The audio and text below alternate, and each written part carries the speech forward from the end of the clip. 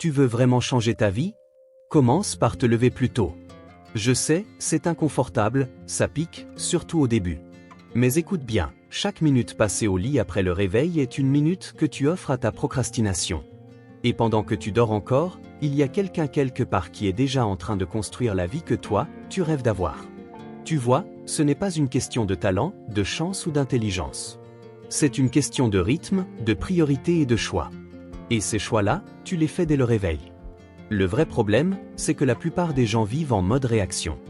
Ils se lèvent à la dernière minute, courent après le temps, et passent leur journée à éteindre des feux. Pas étonnant qu'ils aient l'impression de ne jamais avancer. Tu te reconnais? Tu ouvres les yeux, tu regardes ton téléphone, tu scrolles pendant 15 minutes, puis tu te lèves en panique. Tu t'habilles à moitié réveillé, tu sautes le petit-déj et tu sors déjà stressé. Toute ta journée est dictée par l'urgence, les imprévus, les notifications. Et à la fin, tu te dis, j'ai rien fait de vraiment important aujourd'hui. Ce cycle, il te vole ta vie. Mais pourquoi c'est si difficile de sortir de ce schéma? Parce que ton cerveau est câblé pour rechercher le confort immédiat. C'est comme si tu avais un pilote automatique programmé pour éviter tout ce qui demande un effort. Ton lit le matin devient alors une prison douce et chaude, une illusion de sécurité. Imagine que tu sois sur un bateau en pleine mer, sans gouvernail. Tu dérives au gré des vagues, sans direction. Se lever tard, c'est comme laisser la tempête décider pour toi. Mais quand tu choisis de te lever tôt, tu reprends la barre.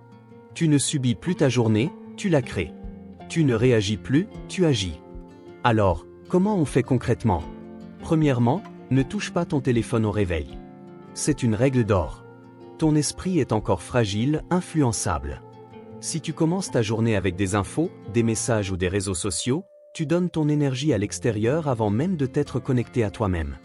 Deuxièmement, prépare ta journée la veille.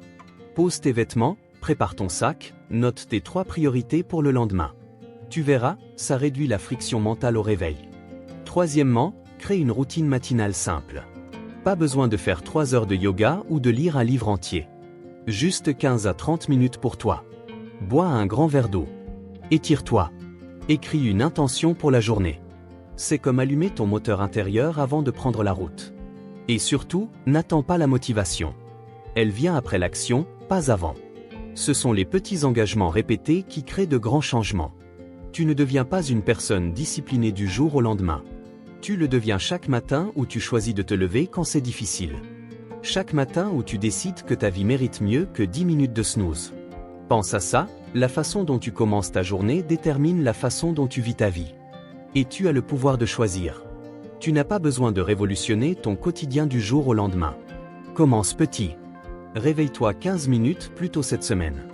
Puis 30 minutes. Puis 1 heure. Et observe. Tu verras que tout change. Ton énergie. Ta clarté mentale. Ta productivité. Ton estime de toi. Se lever tôt, ce n'est pas une contrainte. C'est une déclaration. Une preuve que tu es prêt à reprendre le contrôle. Que tu refuses de vivre en mode survie. Que tu veux passer du rôle de spectateur à celui d'acteur principal. Alors demain matin, quand le réveil sonnera, souviens-toi, ce n'est pas juste une alarme. C'est un choix. Un choix entre continuer à rêver, ou te lever pour les réaliser. Si cette vidéo t'a parlé, pense à liker, à t'abonner et à activer la cloche. Et surtout, n'oublie jamais, ta vie ne changera pas quand tu en auras envie. Elle changera quand tu décideras que c'est non négociable.